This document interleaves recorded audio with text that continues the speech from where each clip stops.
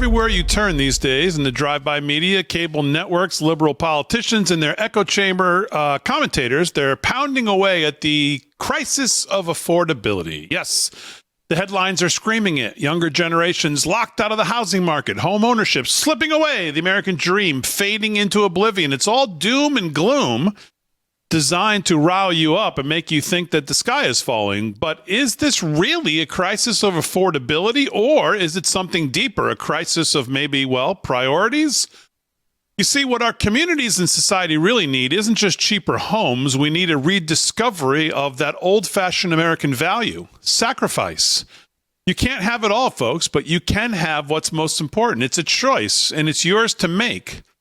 Now, the language these liberals use, crisis, it's powerful stuff. It stirs up emotions, gets the political hacks all revved up, and paints the housing market as some big, bad external force crushing opportunity under its boot. And yes, in overpriced liberal utopias like New York, San Francisco, Los Angeles, where they've regulated everything to death, prices have shot through the roof, way beyond what the average Joe could even think about touching.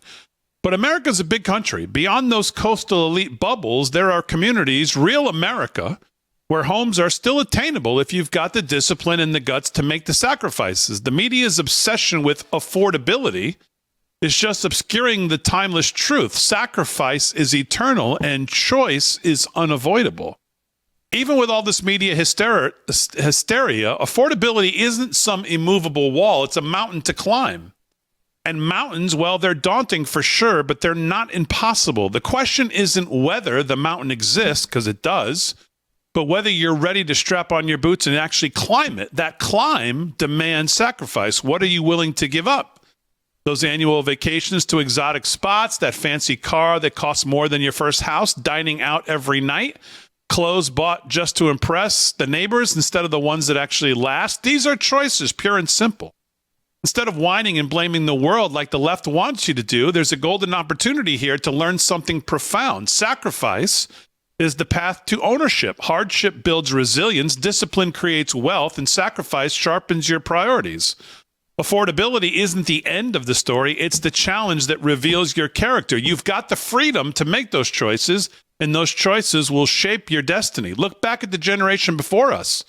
Homeownership wasn't a handout. It required ironclad discipline. They saved every penny, lived with family, sometimes 3 generations under one roof until they could scrape together a down payment. In many cultures, folks shared apartments, not for fun, but out of sheer necessity, pooling resources like true conservatives often do.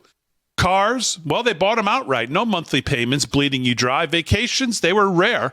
Dining out, an occasional treat, not a lifestyle. Weekends were simple, modest, none of this Instagram-fueled excess. But beyond the money, when problems hit, those folks looked inward. They turned to family, friends, community. They shared resilience, collective sacrifice without begging Uncle Sam. Today, people are conditioned to look outward. Hit an obstacle? Then demand the government fix it. Save me, big brother. But here's the kicker, folks. The government is the one who created a lot of these messes. Through boneheaded policies that inflated housing costs, strangled supply with regulation, or pushed easy debt like candy, how in the world can you trust the same bungling bureaucrats to solve the problems they cooked up? It's like asking the arsonist to put out the fire. Sure, it's tempting to dream that housing prices will just magically drop to kiss the feet of younger buyers, but history doesn't lie. Markets appreciate over time. Recessions come and go, corrections happen, but the long haul is up. You can't discount homes without tanking the economy. Structural fixes like subsidies, zoning tweaks, or lower rates, they could nibble at the edges, but they don't erase the core truth. Ownership demands sacrifice. So the real question isn't, can I afford a home? It's maybe, what am I willing to sacrifice to afford one? Put the cars, vacation, dining out, luxuries on the back burner. The house comes first. It's not just a buy. It's the foundation for wealth, stability, and legacy.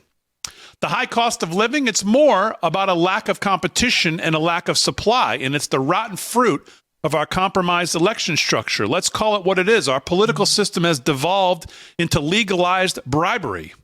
With these massive campaigns and the insane cost of mass media, fundraising is king. Economic fat cats use their dough to buy influence, twisting regulatory policy to squash competition and choke supply. Shortages and diminished competition, that's the only combo that jacks prices sky high. A truly free market, real capitalism, that's the ticket to delivering goods and services at prices we can actually afford. It's just a crying shame that so many Americans, especially the younger crowd, brainwashed by liberal educators, don't grasp these basic economics. You see it in election results in New York, Seattle, voting for more of the same failed ideas. Grand promises or politics as usual, but now there's zero knowledge of what actually works. You don't lower living costs by robbing Peter to pay Paul with subsidies. You do it by unleashing production, innovation, and individual initiative, more supply, fiercer competition among suppliers. That's how you drive down prices. Our regulatory system's rigged to cut supply and competition, leaving consumers with fewer choices. We need more healthcare providers, more insurance options, more oil companies, you name it. The key, more supply, more competition, everything becomes affordable. It's all loops back to this political swamp of legalized bribery where big money calls the shots to protect monopolies. That can change, folks, but the American people have to wake up if they want lower prices at a shot for real affordability. Stop falling for the socialist siren song. Embrace capitalism, demand real reform, and watch the American dream roar back to life. We're at a crossroads.